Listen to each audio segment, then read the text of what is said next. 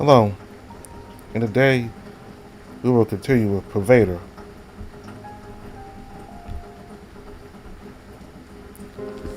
Their eyes met.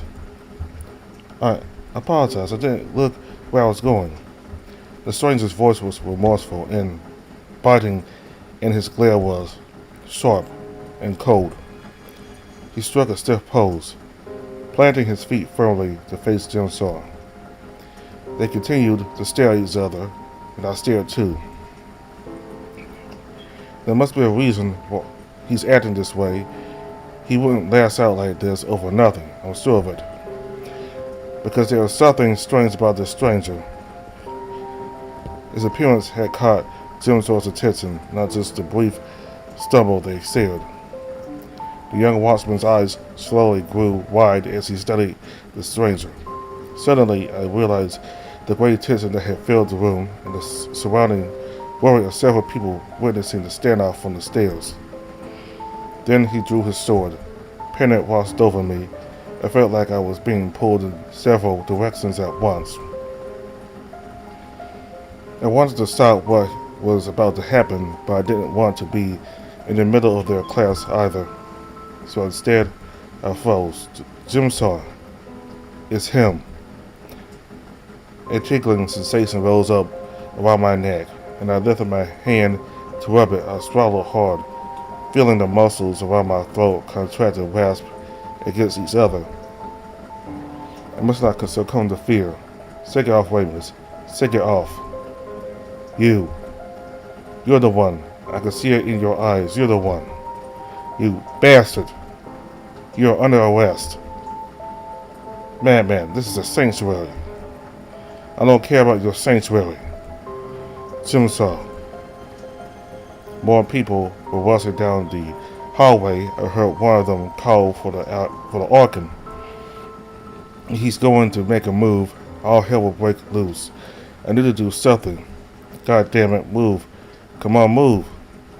I stepped forwards and put myself between them. This is not a good idea. Stand aside. You'll get in trouble. Stand aside, Ramus. I can't. He nearly killed you, you idiot. Why are you so keen to defend him? You'll get both of us killed if you don't stop. More people are crowding in and around the stairs and looking in from the doorway. Half the sanctuary must be here by now, and the other half is on its way. People are starting to mutter among themselves. What's all this about? The watchworm finally shows his true colors, making threats like that. The nerve. Get him out of here. Jim Saw glanced at everyone around the room. He must understand that he cannot hope to win. Even without magic, they far outnumber us. This man is the reason why we're here. He stole one of our daggers, and he caused this curse on my body. I did no such thing. Liar. I knew he was right. This is the one who held a dagger to my throat when Jim Saw burst in and rescued me. He was masked at the time, but I could hear it in his voice, and I could see it in his posture. But we cannot do anything about it here. Jim Saw's blind anger will destroy us. Leave it, Jim Saw. What are you going to do, Watchman? Here to smash some more heads? You're a long way from home. I don't think you have friends here to help you. I could take you and anyone else in this place if I have to. I'm not letting you run away this time. Surrender. You utter leadhead. Do your worst. Jim Saw. Ellen blared the name as he rushed into the room. The Archon quickly followed. What is all this commotion? Archon, if you wish to keep faith with the Inquisition, you will allow me to arrest this man. For what crime? He stole that enchanted dagger from the watch, and his actions had led to the curse upon my body. He took Ramus hostage and held a knife to his throat. He destroyed the bear's shop. And because of him, many of my friends are now dead. He is the entire reason why we're here and why Alan wanted to consult with you. Settle down, lad. I'll have no bloodshed in this house. Chill us, or you part of their mess. Chillers? They're part of his mess. I want justice. If you wish to level a criminal accusation against him, you should have come to me first. That is the way of things. I expect Watchmen to know better, though you are young, perhaps yet to achieve sufficient wisdom in these matters. Your circumstances are quite difficult and heated. I understand. I am sympathetic to your plight, and that is why I allow you into our home. But I will not tolerate this defiance of norms. We shall discuss this further, and I will also hear what Chillers has to say. However, I must first tell you to put away your sword. You bear steel in this place and point it at one of our own. This is a grave insult to our house and our people. You may as well point it at each of us standing here. He's a thief. I will hear your condemnations, but I must give warning. You do not have the authority to carry justice in this place. You have your southern ways, we have our northern ways. You know this, as a watchman, that I am responsible for these people, and that I will respond to your call for justice. As an agent of law yourself, I ask that you respect our lawful process.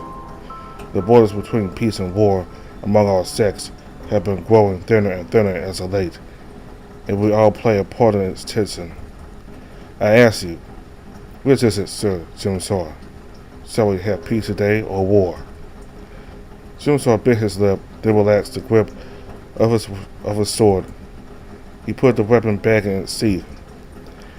Thank you for your prudence.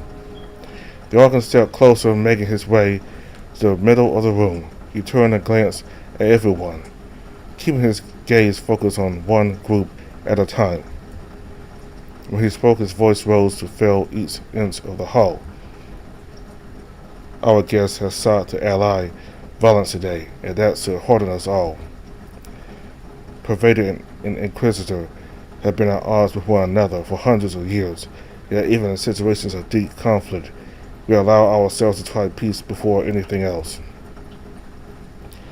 A life lost and several lives destroyed, for we all have families and friends which would suffer from our passing. That is what we fight against here at the Vale. Man's ultimate goal, whether Pervader or Watchman or Salmon, is to find peace within ourselves, among ourselves, with what lies beyond. In that pursuit, we often find ourselves scratching against thorns and stumbling against rocks in the path, but we must not trample the bushes or crush these stones to dust. The world has given us roses and pebbles, and it is our duty to build its gardens. Please return to your rooms and your study sessions. When doubt comes to you, remind yourself of virtue. Make the choice to live in it. The Archon's words have subdued the fear in the room. People have begun turning their heads and walking back to their chambers and workshops. A few of them still seemed to worry and stick around, but as the place grew quieter, they too began to leave, looking back every so often to check that things were okay.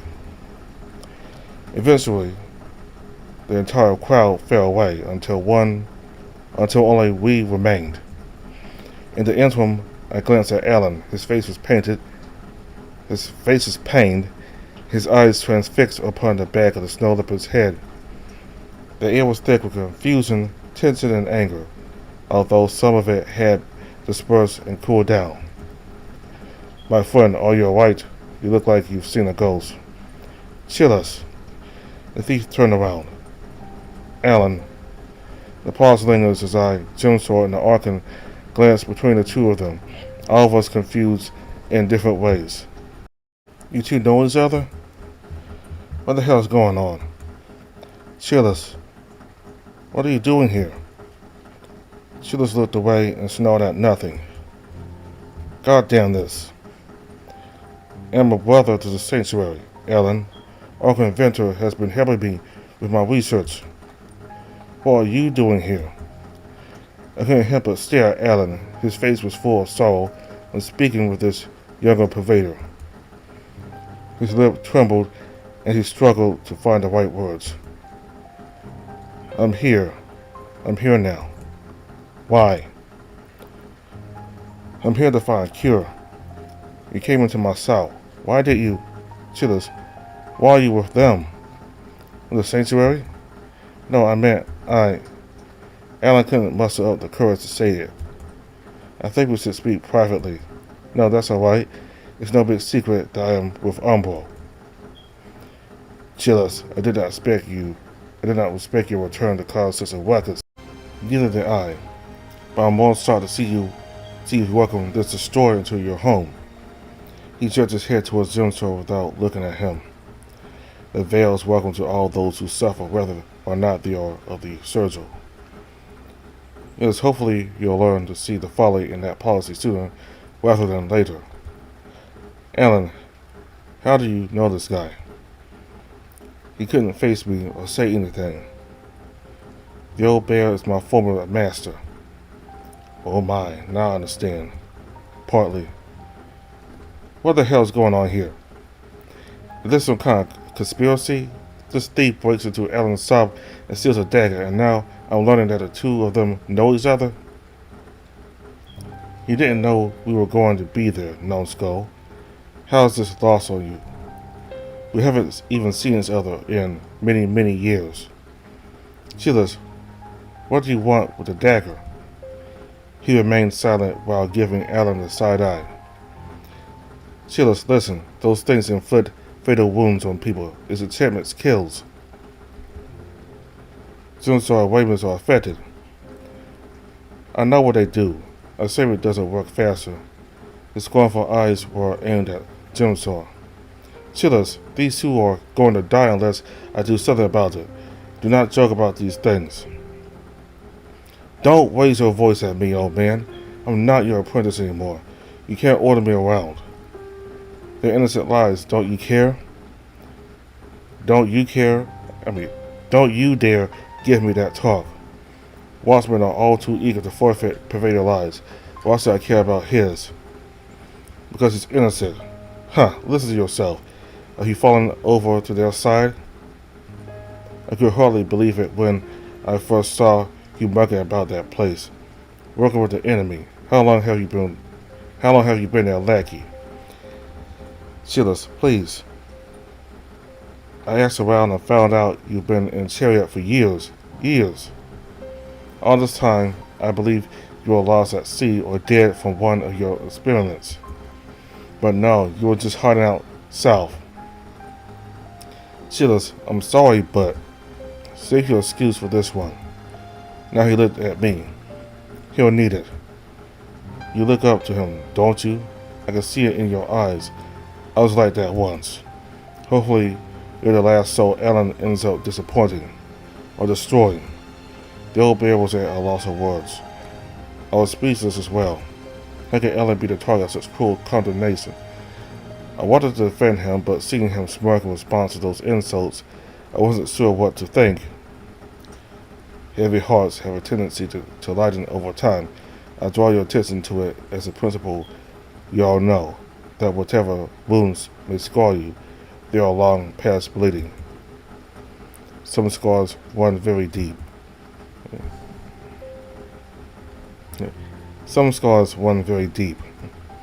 Let us convene at my workshop. I fear this cool heat between you two may kindle our students' attention again. We gather in the Arca's sanctum. Hopefully there are no more hidden enmities that need to resurface, The hanging paws told us there weren't. Good, alright. Now, Chillers, this one has said that you stole his dagger, is it true? I went south with a few orders, and we took it, yes. We were looking for 2 pieces, but we could only find 1. Then they barged in. I wanted to run away, and I did, but Elaine kept searching. And they killed him. You killed Elaine. He was my friend. That's not what happened, you liar. Chillers, your friend clashed with one of the watchmen. The dagger broke and it exploded. That blast killed your friend, not the watch. You were watching at him.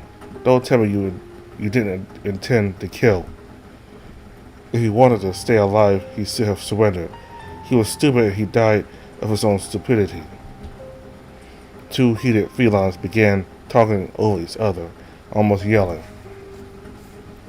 After a while, the orca began to frown, and he spoke up. Please, my dear guest, let us move away from blame. It is a terrible thing to lose a friend, but we must not wield their saddles. To live in honor of their memory, we, the living, must commit to life. That is why we turn away from bloodshed. That is why we are gathered here. We've made the first step. Now, this dagger you speak of, Chillis. You admit to stealing this precious item. Is that really what you're up to these days? You know me better than that, Venture. About 2 months ago, Umbro placed an order for a haul of Nagati relics from one of our friends up north. The two daggers were part of that haul, and the main reason we wanted it. It was taken aboard a merchantman heading south along the coast. Of course, the watch couldn't keep its grubby paws to itself, so they confiscated it. The law is a law. Enchantments are illegal in the domain. We shouldn't have brought those items into Ordering. The ship wasn't supposed to reach Ordering so soon. It was supposed to land in a small port west of here, in Orthe, and then head further south. It never should have reached you with that cargo. I don't know why they were heading there first. Those items were aboard when we inspected the ship. Your charterer lied to you, or the captain had changed of heart during the trip. If you were fooled, rest assured that the Inquisitors will have found the guilty party. That means nothing to me. That was our shipment, and you took it from us. Your items were rightfully seized as contraband. It's not my fault they were there. Who's to say whose fault it was? Why should I trust you? This is a waste of time. You're sort of criminals. Whatever you plan on doing with these daggers, you're up to no good anyway. Cursed people with a fatal wound. Couldn't settle for just stabbing them, could you? We are not murderers. Lies are meant to nothing. Alan stepped in and placed his hand on Jim's back. The young watchman recoiled and turned away. You two must calm down. Both of them glared at Alan, then started yelling again. He has to pay for what he's done. This fool has no sense of justice. Some lawman. Enough! The bear roared. I felt his voice shake the room, causing everyone to flinch. He aimed his fury at Chillis. All you do is scream about the past, when these two are dying as we speak. Then he glowered at Jimsor. You're both more concerned with blaming each other instead of acting like men. Lives are at stake, and you like to dance around it. Do you think what happened in Chariot only concerns those of us who were there that night? Do you? No, news travels quickly.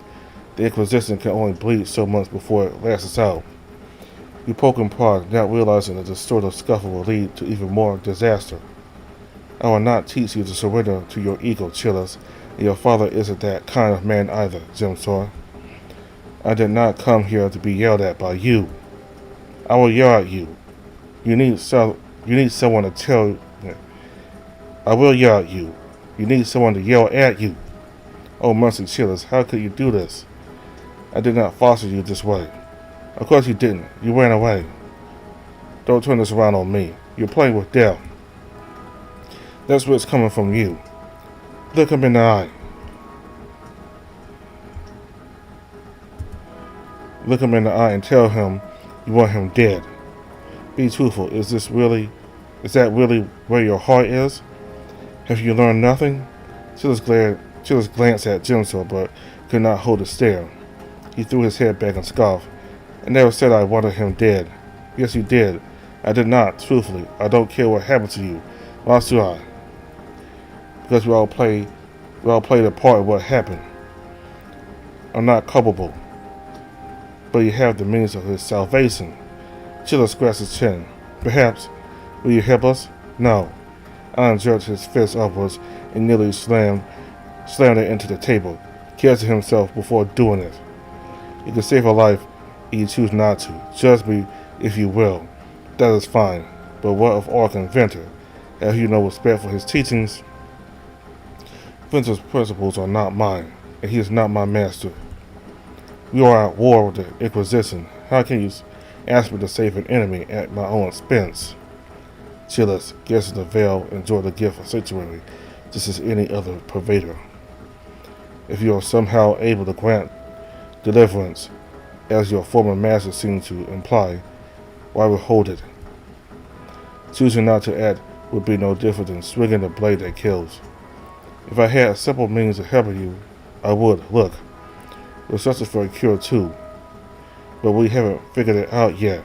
My master entrusted me to research the daggers further. That's why I'm here. Who is your new master? Kimmelberg. Alan took in a deep breath. Are you serious? Who is that? Kimmelberg is the leader of Umbro. I couldn't help but follow Alan's reaction. His eyes were lost inwardly, and his legs were trembling. He leaned onto the table, extending his arms to support himself outright. Mercy, mercy. I know you want a dagger, but I'm not going to give it to you. A dagger, it would help me figure things out. Yeah, more? How many daggers are there? Not enough. Not enough? What is that supposed to mean? Alan turned and meandered away. He sat in one of the chairs along the far wall, stomping into it. You're looking for more Naganti daggers? Yes, all that we can find. With a glance between him and Alan, his face was awkward and uncomfortable. He broke the silence with a sigh. My friend, it seems that both you and your former apprentice are searching for these things. Chillis is our sanctuary brother, and so I am promised to aid him as well. I'm afraid I will have to tell Chillis what we learned together.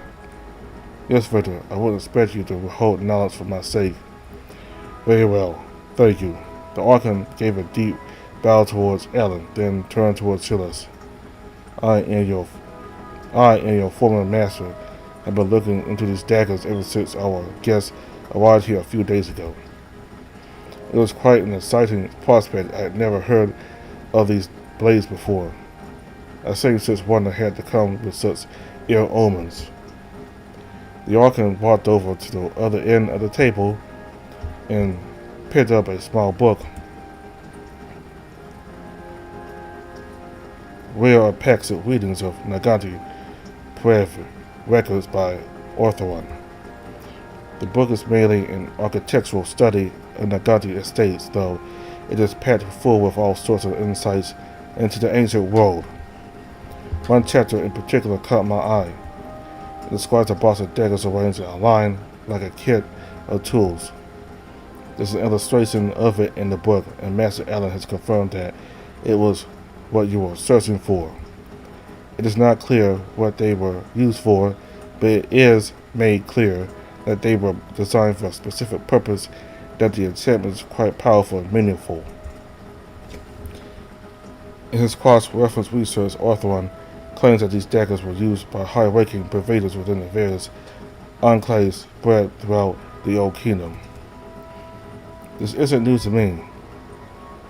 I haven't gotten to the important part yet. The author mentions that in several of these instances he has been able to identify the symbol of a storm.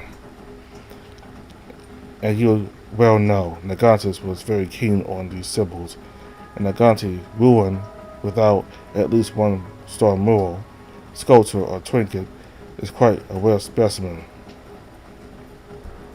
However, this one was special. Orthoron describes in detail one particular star, which he calls the Alba star, as being very closely linked to the daggers.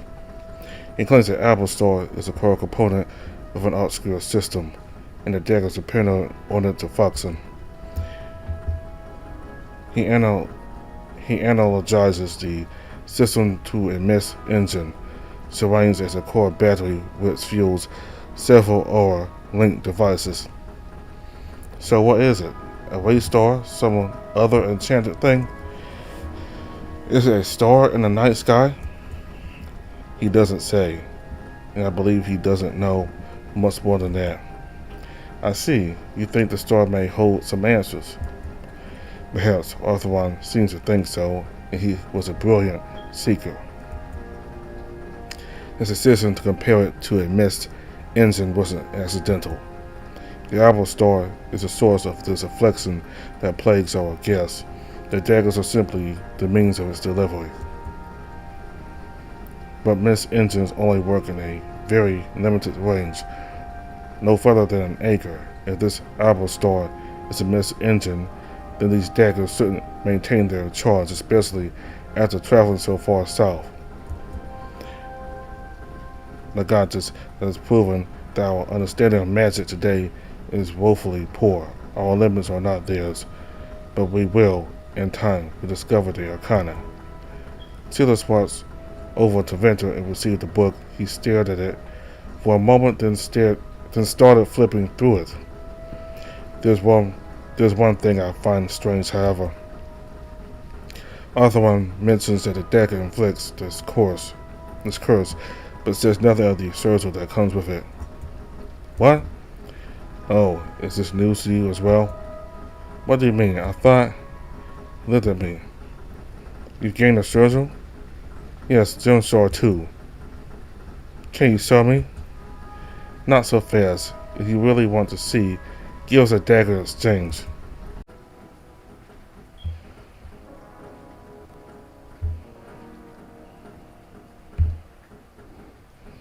I decided to ignore Jim's sword. Ramus! He isn't going to give us a dagger just for that. So just give him what he wants? I'm showing you this is a sign of good faith. I hope you appreciate it. I do, thank you. Last night was the last time I wore bandages, as most of the physical scars had healed. Now I could have just left up my shirt and revealed the surgery with its adjoining tendril.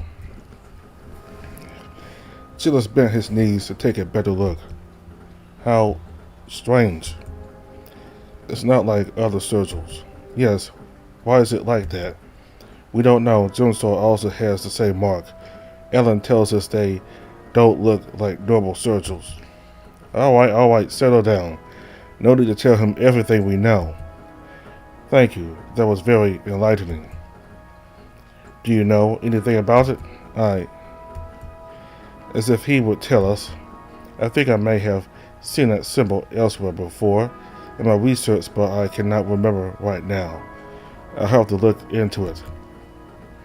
It must have some link to Negati spells. Are you quite sure the dagger caused it? For sure, I and Jimsar and all of the other watchmen had the same thing happen. So what did you think the daggers would do other than curse people? Jesus brought his fist to his hips, biting into the side of his finger as he looked away. I'm sorry, but I cannot tell you. But it curses people. I know, I regret what happened to you. Why can't you help me? I don't have a cure. Give us a dagger, let Alan take a look at it, and maybe he can figure it out. That's not happening. How can you be so heartless?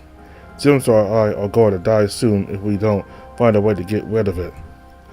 If he didn't try to steal that dagger that night, none of this would have happened. Again, I'm sorry you were injured. What's sorry gonna do? We need help. If Gilmore boy can't figure it out, then Alan can't either. Gonna have a crack at it. No offense, Ritter, but Naganti enchantments are not your area of expertise. When Kalal's minds fail to come up with solutions, one often needs to look no further than the nearest fool. Chilla shook his head, prompting Ventura to shrug. You say you need multiple daggers, but don't you feel indebted to us? How much do you lose by parting with one of your daggers, and how much do you gain by easing your guilt? Don't toy with my guilt. My master wants all of these daggers. We have good reason to gather them all. Then what can you offer us? He took a moment to think things through. Why don't you join Umbro? Huh. Not you. Gimmerborg would never let a former Waspman in our ranks. Current Waspman. I won't forsake the Inquisition. We're not joining Umbro. Alan had risen up and approached us. Oh man, Umbro is not what you once thought it was. We're fighting for a good cause. The Inquisition keeps pushing harder and harder. We have to do something or else they will walk all over us. The sooner everyone gets on board, the sooner we can reach a working solution. It's inevitable. Can't you see it? What is Umbro's goal? It is what it has always been, to stop Pervader subjugation. How? By dealing with the Inquisition. Dealing with the Inquisition? Chillus, you're conspiring. You're stealing and killing people. Don't give me that southern propaganda. The Watch is killing us.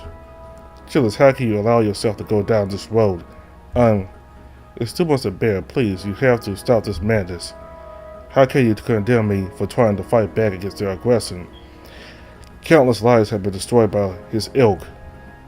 How long are we expected to bleed before we make a stand for ourselves? How much time do you think we have left before they clamp irons on us all?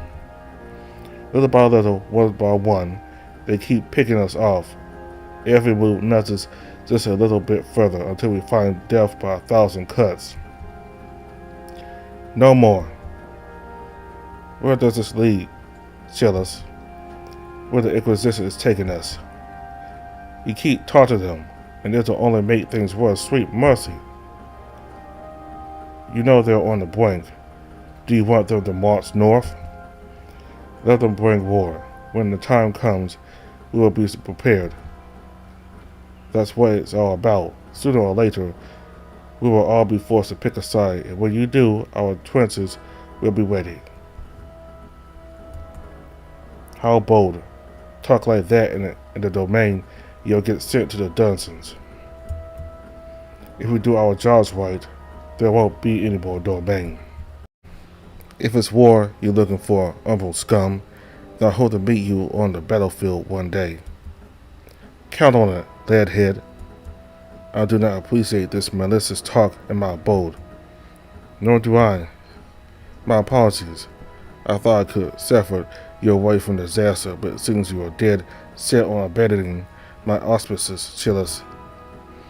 I have warned you time and time again, so I will not push the matter further. You make of yourself what you will. I've done all I can to guide you. He turned to Zimsar. Young man, I still hold out hope for you. I have not known you for as long as I have known Chillus. Even though you partake in these enmities, and you hold on to your doubts about our kind, you may yet learn to outstrip them. I will give you the same advice I gave your budding nemesis. Never indulge in your own rightness. A man who is too strongly convinced of his own virtue may perceive invulnerabilities where there are weaknesses. Time will lay out all our stories. All I can do is hope wisdom will find you as well, so that your ambitions may align with our common hope. But I will pray for you all with equal love. Jerome fell silent afterwards. So what happens now? I had nearly forgotten. There was one more piece of news I had to share with you. There is? Yes, I haven't told you this yet either. About a month before you all arrived at the Vale, I received notice from an event that will take place in Orion's Road, up in northern Orathang. It's a gathering of seekers and pervaders from all over the country, and a lot of folks from beyond the border. What kind of event? It's an auction. Seekers often organize these gatherings to relinquish their older collections to make room for new ones. as well as to show off their new prospects and find new partners. I had hoped we would find a seeker here at the Vale, since they would likely know more about these daggers. I've met with many seekers and most of them don't know much. The ones we traded with were very keen to relieve themselves of the daggers in that segment, since they thought they were cursed. I'm afraid there are no seekers in the Vale, nor do I know there to be any in the region. But I am not telling you about this auction just to suggest you speak with a seeker. The news arrived with a catalog of the items on the list. I happened to browse through it again this morning. Can you guess what I found? Nagati daggers. Well, Nagati dagger, just one. As it happens, a collector recently passed away, and the progeny has decided to put up the collection for sale. From the description, I cannot be sure that the seller even knows what that dagger can do. Could the dagger be mundane? Possibly. Pervader's auctions seldom deal in mundane trinkets, however.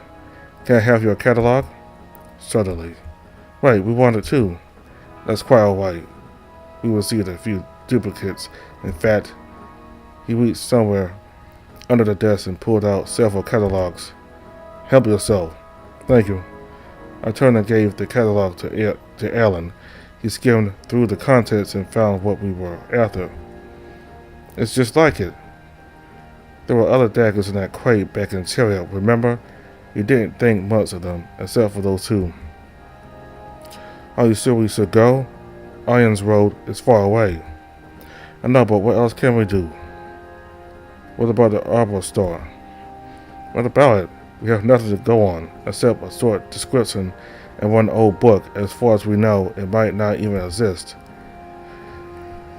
We have to go to Irons Road. Please don't bother, Alan. If that dagger's real, then it's going to be ours. You're going after it. Of course, as I said, we need as many of these daggers as we can find. You'll never get there before us. Not if I stop you. Jimstar stepped forward, but Alan grabbed his arm. Let me go, you old coot. He struggled to release himself, but Alan would not relent. Your father told me to look after you, and that's what I'm doing. You're playing a dangerous game, Alan. I'm not in the mood for your bravado, boy. If your father was here, he would tell you to knock it off, so knock it off. We're in the sanctuary, and Chillis is my former apprentice. I'm not letting you harm him. Jimstar stopped, resisting, and glared at Alan. Let me go. Alan loosened his grasp until Jimstar managed to shake him off. The room grew quiet again, interrupted only by the sound of his footsteps as he stumped away to the window. Don't go north, Alan. We will go. You're wasting your time. Alan smiled wistfully, shaking his head. Do you blame me for trying to save their lives? Oh, mercy, Alan, why do you have to be so stubborn? If you really want to figure this thing out, just join us. I'd sooner die than join Umbro. You stole from us. You nearly got us all killed back in Chariot with your break-in. How can I trust you? How can I trust Umbro?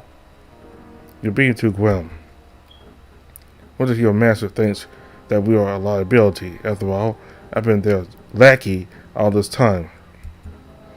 Gimmerboard, no, he wouldn't judge you that way. I know how he thinks. It's not that complicated, alright? We're all pervaders. We're all on the same side. That's the point. You were my master and a skilled enchanter. Gimmerboard would be overjoyed to allow you in. Alan, your place is with us. You have to understand. Alan shook his head. Chillis, I'm so disappointed in you. Chillis' lips parted, and he stared back silently for a while.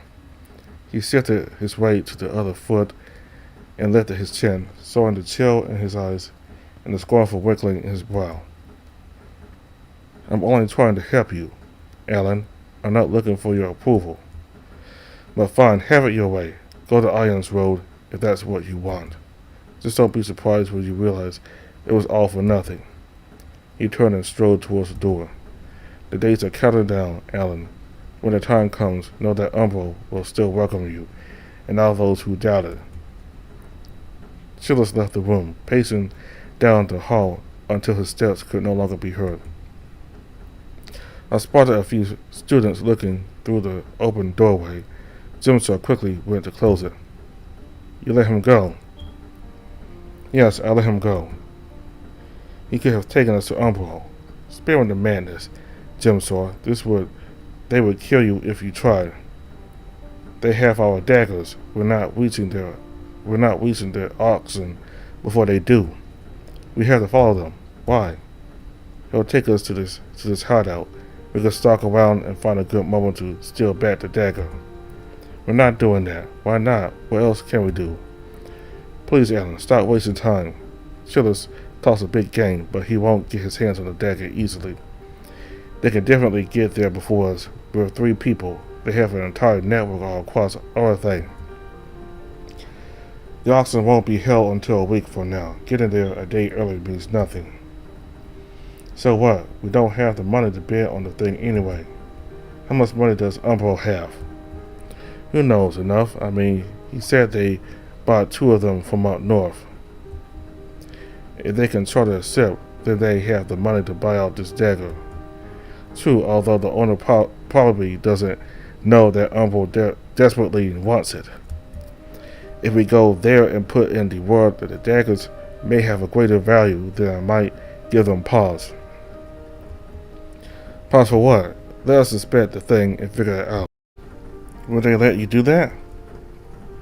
I hope. My work as a mythro and enchanter back then had earned me some friends around those circles. I might find someone to vouch for us. Might. It's always a roll of the dice with you. Umbro is here. We know they have a dagger. We should be going after them instead. I'm never quite certain if you are really this courageous or if you have a death wish, Jimsaw. We are not stupidly going to mess with Umbro. Why not? We're already messing with their plans. Who's to say they won't try to kill us on the road anyway? Or when we get there? Your way is more dangerous. I'm not going to risk our lives senselessly. Okay, fine. If you're not helping me, then I'll go after them myself. Jimsaw, don't be foolish. I'm supposed to look after you. Yeah, we need to stick together. I don't need you to look after me. Now I'm not even sure if I can trust you. Your father put his faith in me to carry you through this. He had no choice. Of course he had a choice. He chose to leave you with me. Even if he could keep you away from the clergy, he knew you would never find a cure while you were still with the Watch. I'm going. After a dagger, and what will you do? If by some miracle you actually manage to get your hands on one. Shall I swear with it? It's useless if you don't understand how enchantments work. Getting angry at each other isn't going to do us any good. The way I see it, we're butting heads with Umbro regardless. What's the point in going north when we can try our luck here? What is your plan exactly? Well, I wanted to follow Chillus, but I'm sure we won't be able to catch up to him now. We should go to Tender Hall instead. Heron gave us the dossier. It said Umbro likely has some sort of operation running in that town, and there's a healer there who is known to be friendly with Umbro. We'll pay him a visit and ask some questions. After that, we'll see. The place isn't far from here, actually. A few days worth of travel still. A few days less than Irons Road. Besides, Tenderhall is only a little bit out of the way northeast.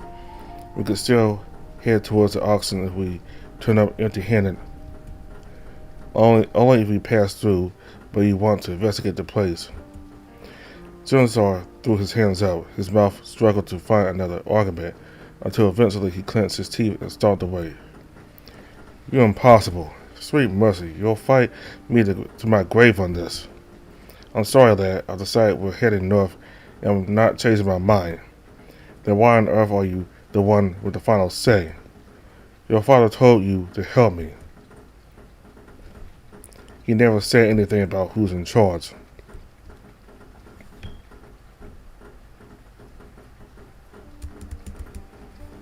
Their weary faces stared at each other for a while as their passion subsided. A dark mood fell upon the room, reflected in the Archer's gravelly voice. None of them had glanced his way since Chilla's left. Resentment is a bad beginning for such a journey.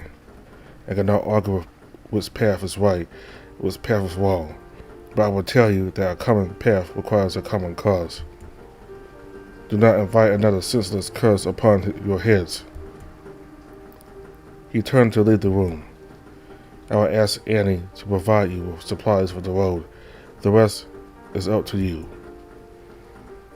As the Archon left, the silence crept in again. The two of them had exhausted their wills to argue the point. This isn't a good place to end their dispute. Jimsaw, I understand what you mean. Alan has been deciding what we do and where we go since we left Chariot. We were only supposed to find a dagger in that catch, but then Heron stopped us. Then we came here. We really don't have a clear goal. Don't tell me you're doubting me too now. It's not that I'm doubting you, Alan. It's that things have gotten more complicated. We haven't really talked about how we're moving forwards.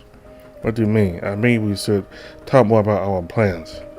If we go to Irons Road, what do we do if we manage to get the dagger? Once I have the dagger, I will need about half a day to check it.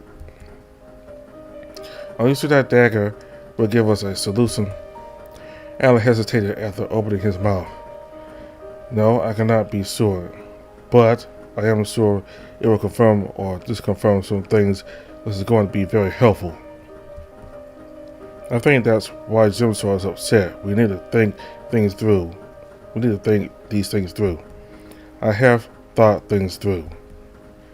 Then you haven't told us what you should have. All we know is that you keep telling us where to go. I don't like it, but he let out a meth sigh. How can I explain to you how I'll fix it if you barely have an understanding of magic? It's not that, Alan. We're all part of this. All three of us should agree on what we're going to do. It's fine if only you know how to figure out the daggers, but you need to tell us everything else we're going to do. If we don't get a dagger in Irons Road, what then? Then we do something else. I thought you said you had a plan. He gave me a blank stare. It was very hard to read, making me doubt whether it was a good idea to push him on this. All right, Raymond, what do you want to do? If the answer doesn't pan out, can we go to Tender Hall? He stared a while longer. Then he nodded slowly. Aye, that's fair.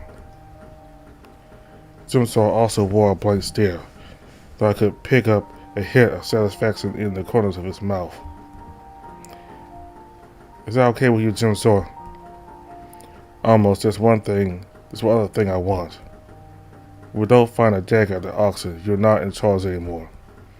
Alan gave a controlled chuckle. Giving up for a command, eh, lad? Well, you're not your father's son for nothing. He did not shake his head or say anything else as he turned and walked away. Jimsaw and I looked at each other and understood that Alan would be more forbearing from now on. Though I wonder if he truly was willing to ease up. After all, he didn't explicitly say he would. Still, I know he has a good heart. Both of them do. And both of them are wired up because they care deeply about our mission and they think differently about how to go about it. I've resigned myself to be their glue. There's no way I can figure these things out on my own. My heart grows weary. I feel so empty in moments like these, like I am drifting into a midnight sea. One of them must help steer me away from this coming disaster. But the anxiety quickly fades, and I feel my presence of mind returning. The two of us walk out, following Alan as he continues to be our guide for now. It did not take long for us to depart. We met up with the Archon and put this one final time. Anatole had prepared for us several dry meals, all packed neatly together in cloth pouches. He handed them to me with the understanding that I would ration them on the journey. There's one meal. Rajanello and bite bars that should keep you going for a few days at least. Good luck, Ramus. I hope you'll come back and see me sometime. If you when you get better, be safe. Darkin also gave us fresh bedrolls and started a backpack made by one of the craftsmen at the Vale, which I exchanged for the old leather one. We said goodbye and turned our backs, trudging through the shallow waters to start the trek through the forest once more. Although it was afternoon already, we would not allow ourselves to waste half a day. Our schedule was tight, and any interruption on the road might be too costly. Still, I was turning my head, taking into view of Vergarion one last time.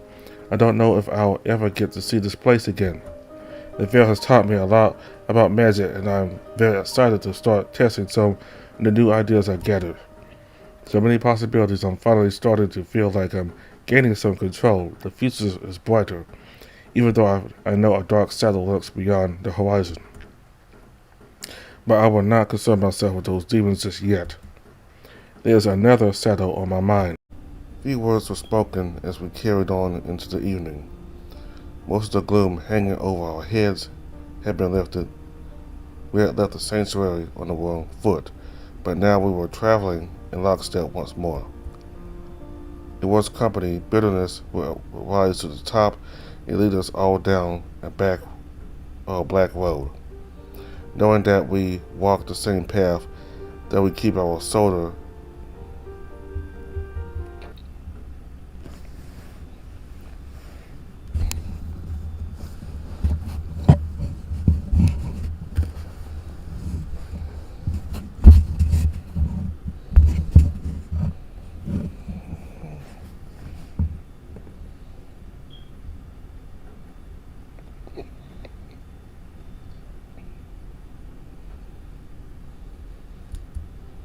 Few words were spoken as we carried on into the evening. Most of the gloom hanging over our heads had been lifted. We had left the sanctuary on the wrong foot, but now we were traveling in lockstep once more. In one's company, bitterness would rise to the top and lead us all down a black road. Knowing that we walk in the same path, that we keep going shoulder to shoulder, that our legs aid together helps bind us to one another. At least that's how I feel about our journey. Simson's frustrations are proving to be troublesome, though I'm not sure I could blame him for the standoff with Chillis. That Umbro scoundrel played a part in all our sorrows. Simson wants to hold him to account for our plight and pain, and his burden is heavier than mine. Yet I can't help but feel like I share some of the guilt. If I didn't wake up in the middle of the night and interrupted the theft, none of this would have happened. Ellen and I would still be there, working at the shop. Simsar would still be with the Watts, with his father, and free of any surgery.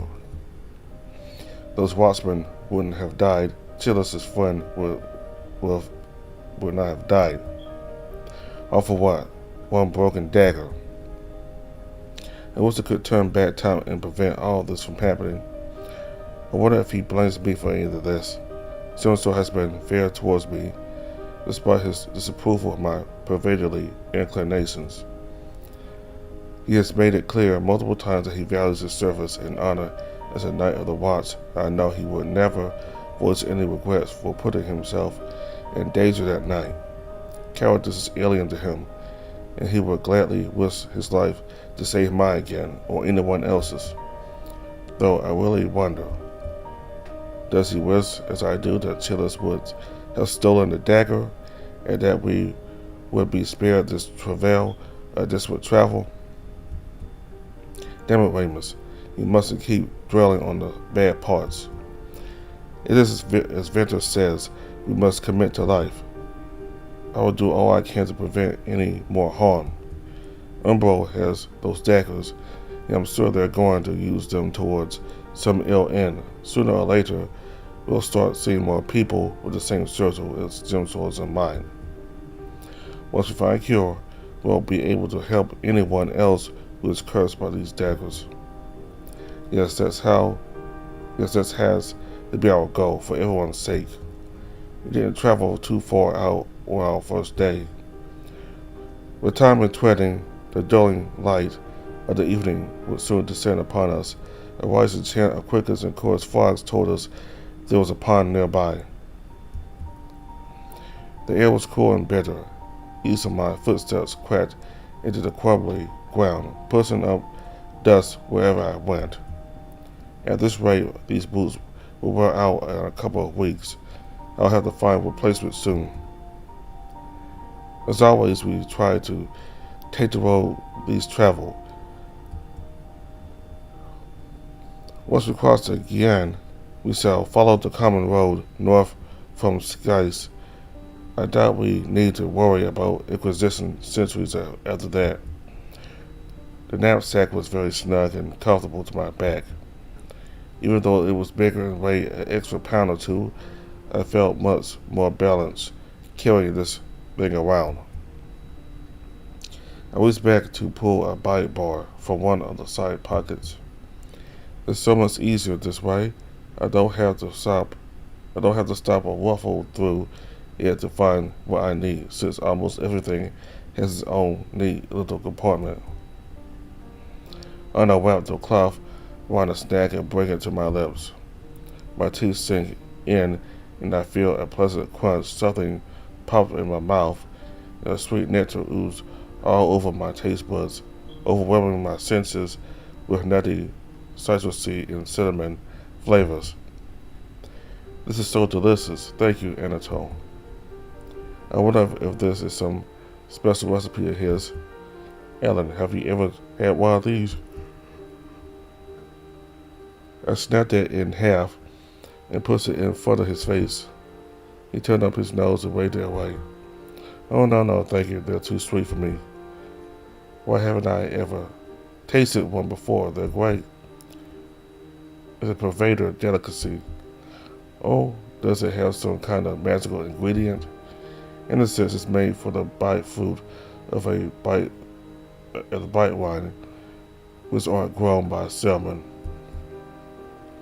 What is that? Susan's curious eyes were drinking the confection in my hand.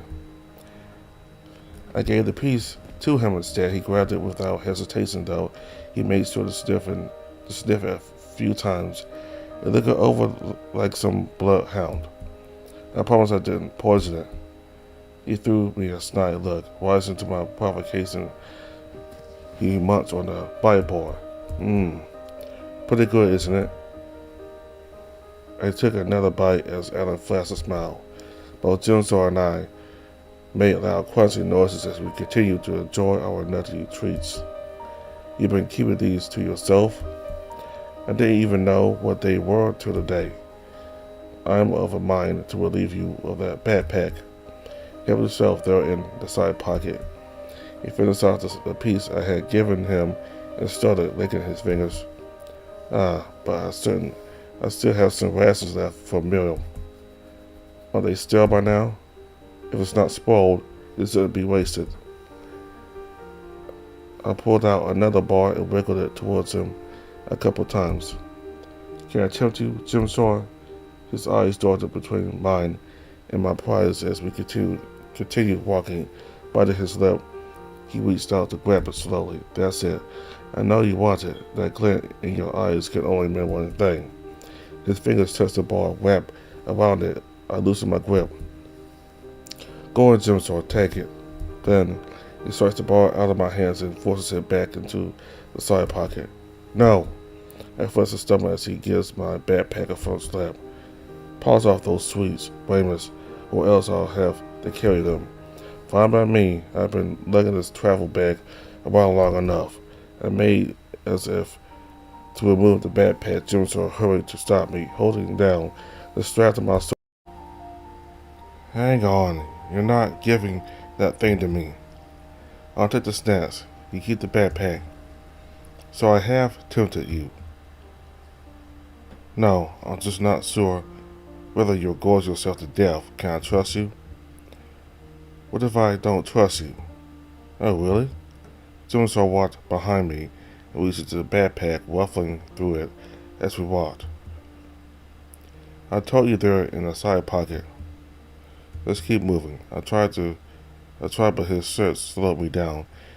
Alan glanced at us amusedly as he strolled ahead.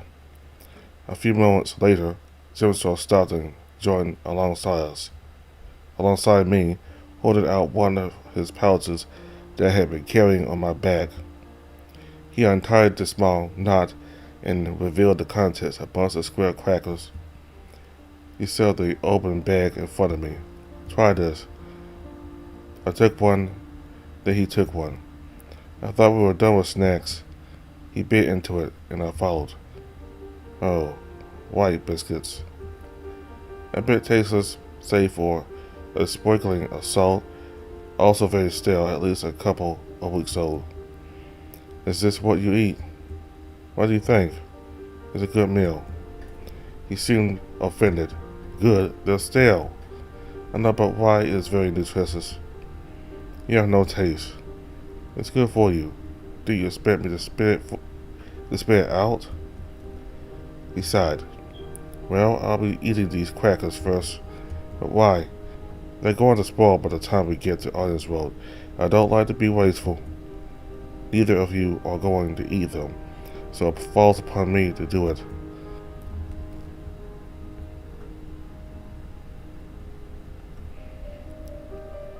I didn't expect you to like them so much. I'm used to eating stuff like this. My family owns a bakery, plenty of goods, but still sitting on the shelves and counters, but me and my brothers ate them all the same.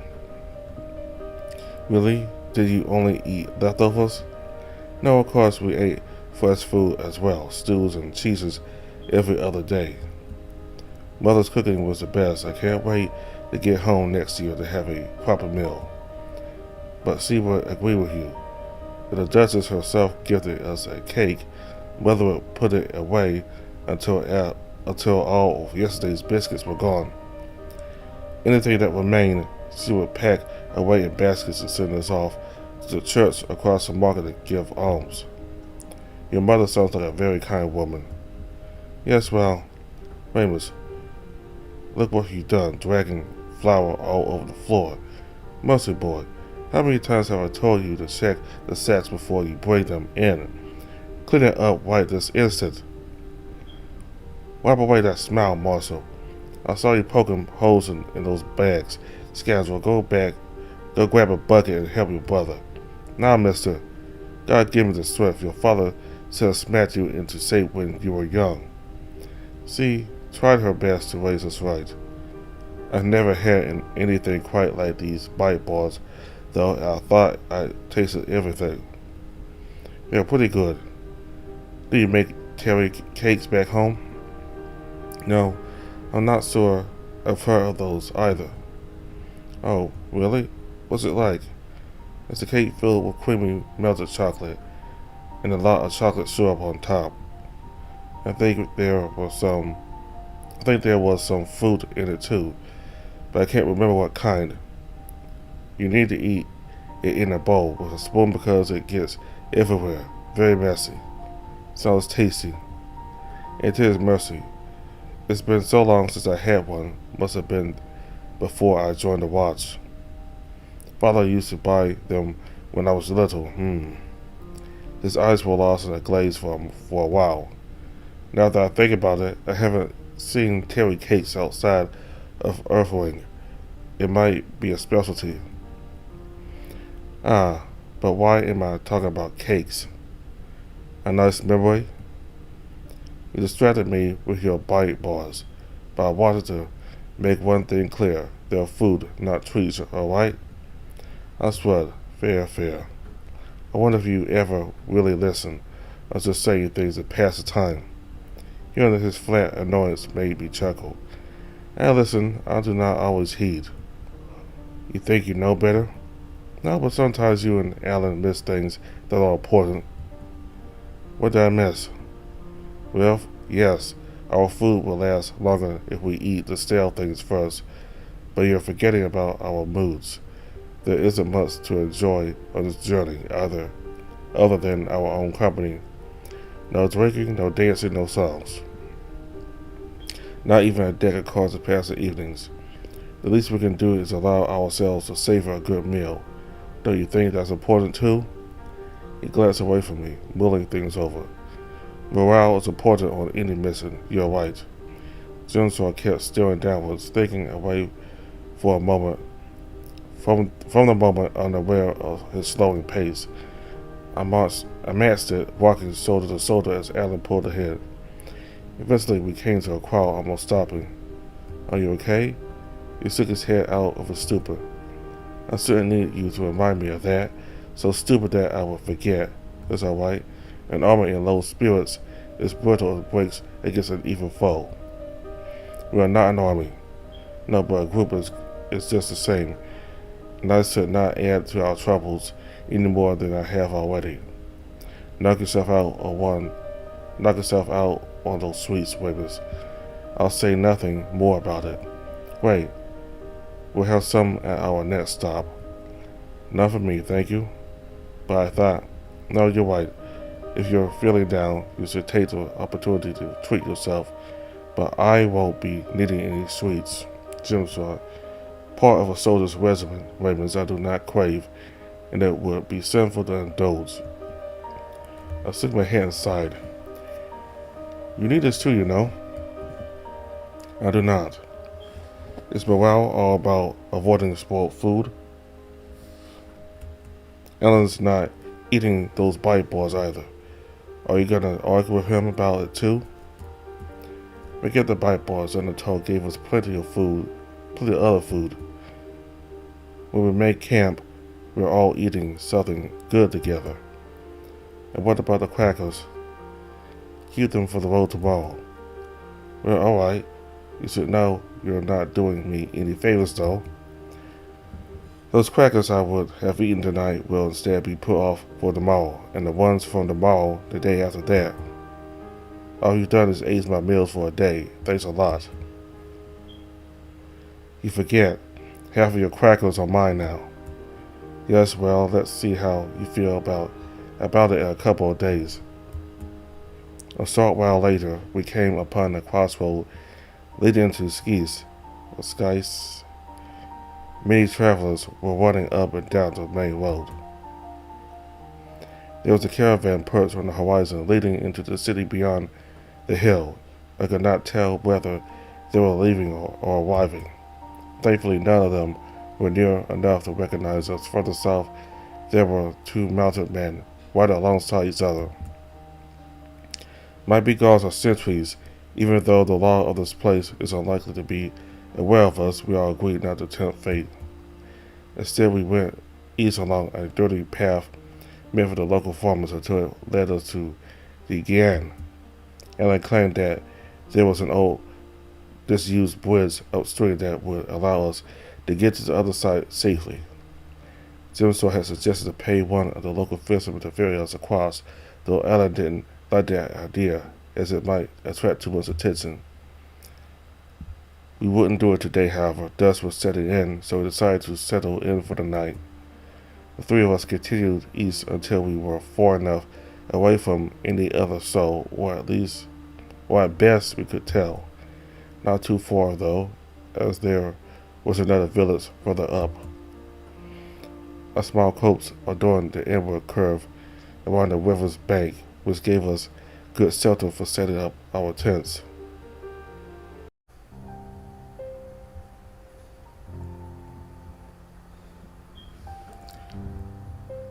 So they got some new information about this auction where this person had decided to sell this dagger, apparently because they don't need it no more, so it's on sale now. And so Alan and Ramus and Jimsaw are heading towards this area, this auction, so hopefully they can bid on a dagger. And Chillis, who's from Umbro, he's trying to get there before they can, so he can get the dagger for Umbro. So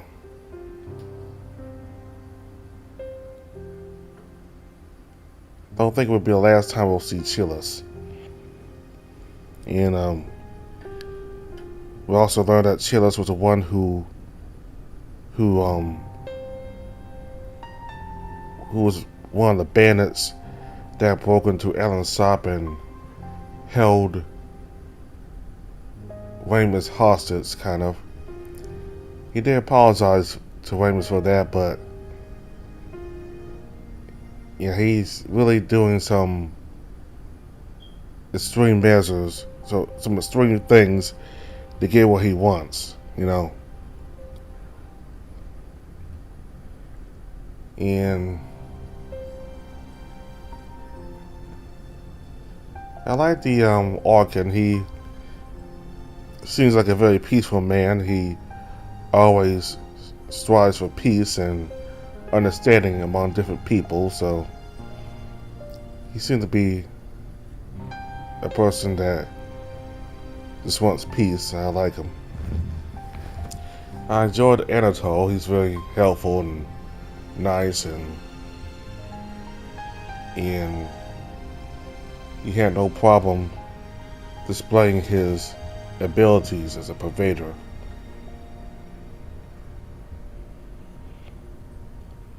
So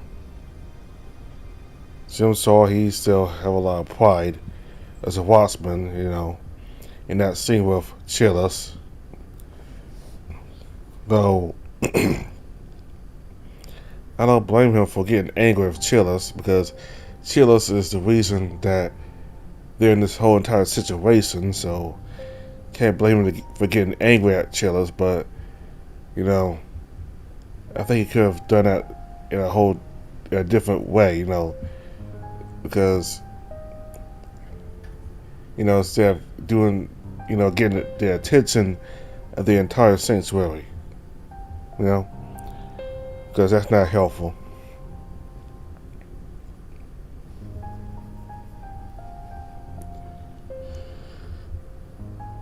So